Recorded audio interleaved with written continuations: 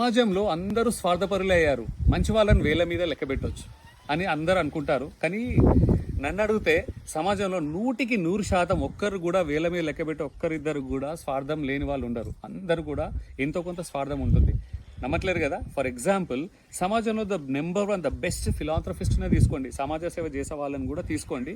వాళ్ళకు కూడా ఒక చిన్న స్వార్థం ఉంటుంది. ఆ స్వార్థం లేని వాళ్ళు కూడా సహాయం చేయరు, డబ్బులు కానీ ఎలాంటి సహాయం చేయరు. అదేంటంటే వాళ్ళకు ఒక ఇమోషనల్ సాటిస్ఫాక్షన్ అండ్ ఫుల్ఫిల్మెంట్ ఉంటుంది.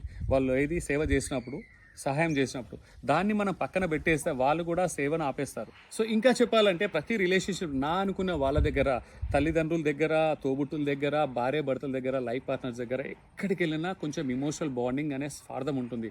అది లేనప్పుడు అందుకే బంధాలు విడిపోతున్నాయి, డివోర్సెస్ అవుతున్నాయి, బ్రేకప్స్ అవుతున్నాయి.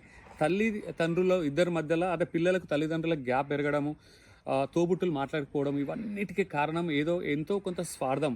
ఆ ఇమోషనల్ కనెక్ట్, ఆ కనెక్టివిటీ, ఆ కంపాటబిలిటీని పక్కన పెడితే బంధాలు కూడా అన్నీ విడిపోతాయి. సో ప్రతి మనిషికి ఏదో ఒక డిజైర్ ఉంటుంది, ఇమోషనల్ డిజైర్, సాటిస్ఫాక్షన్, ఒక మోటివేషన్ ఉంటుంది. ఆ మోటివేషన్ లేనిది ఎవ్వరూ ఏం చేయలేరు. అది ఎలాంటి బంధంలోనైనా, ఈవెన్ ఫ్రెండ్షిప్లో అయినా సరే, బెస్ట్ ఆఫ్ ద బెస్ట్ ఫ్రెండ్షిప్లో కూడా ఒక కంపాటబిలిటీ అండ్ ఇమోషనల్ కనెక్షన్ ఉంటుంది.